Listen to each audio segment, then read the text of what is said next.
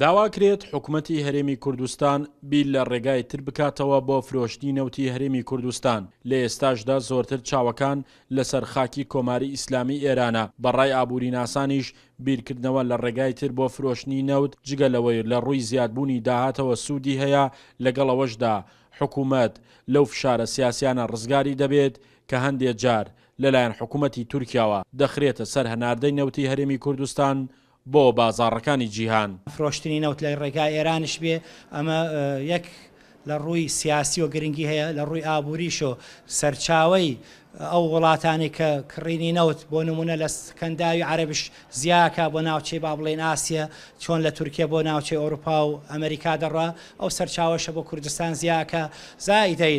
زائیدەنەوە لە ڕێگای ئەو پارەی نەوتە ئەتوانێ هەرێمی کوردستان لەگەڵ ئێرانە کاڵای تر بۆ بە پێی چەند پێوەرێکی ئابووری و سیاسی، خاکی کۆماری ئیسلامی ئێران بژاردەیەکی بەهێزە بۆ هەناردەی نەوتی هەرێمی کوردستان. ئەو پێوەرانش پێوەری بە بازاڕکردن و ئاسان گواستنەوەی نەوتە لە ڕووی تێچووی کرێی گواستنەوە. ئەم هاوکێشەیە بەشێکی گرنگی سەرکەوتنی بیرۆکەی ڕێگا تازەکەیە و ئەوەی دەمێنێتەوە پەیوەندی بە دۆخی سیاسیەوە هەیە و ئاماژە بەوە دەکرێت با هەموو هێلکەکان کە قوتی خەڵکە لە سەبەتەی تورکیا نەبن. لە هەموو دنیاە تۆ باشترین بازار بەدوای باشترین بازار ڕاگەڕێ بۆ ئەوەی کە کاڵەکانی خۆتی تیا ساخکەیتەوە بۆ نمونە نەوت. ئێستا ئێمە هەموو هێلکەکانمان خستۆتە یەک سەبەتەوە لە تورکیایە و یعنی ئەگەر هەر لە ڕووی سیاسیشەوە لەگەڵ تورکیایە جۆر نەبین یا تێکچین یا شتێک بێت زۆر تەسیرەکاتە سەر اقتصادەکەی خۆمان.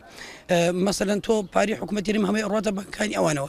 ئێمە ئەگەر بازاری تر وەکو ئێران یا هەر شوێنێکی تر بێت لە هەر ڕێگەیەوە بفرۆشرێ، زۆر لەوە باشترە تۆ لە یەک بازارەوە لە یەک دەواازەوە بچینەوەتەکە بفرۆشی. حکوومەتی هەرێم دروشمی ئابووری سربەخۆی بەیان کردووە. هەرم دروشمە ژوای کردووە حکوومەتی عێراقی بوجەی هەرێمی کوردستان ببڕێت و قەیرانی دارایی سەر هەڵبدات. هەر بۆیە دەوترێت مادام حکوومەت لە ڕووی بوجە و سامانەوە دەستی لە حکوومەتی عێراقی بەرداوە و داوای ئابووری سربەخۆ دەکات، پلانی هەبێت بۆ کردنەوەی دەرگای تر بۆ فرۆشتنی نەوتەکەی و هاوشانی تورکیا لە ئێرانیشەوە نەوت هەناردەی بازاڕەکانی جیهان بکات. شاخەوان محەممەد، کورسات نیوز، کەلار.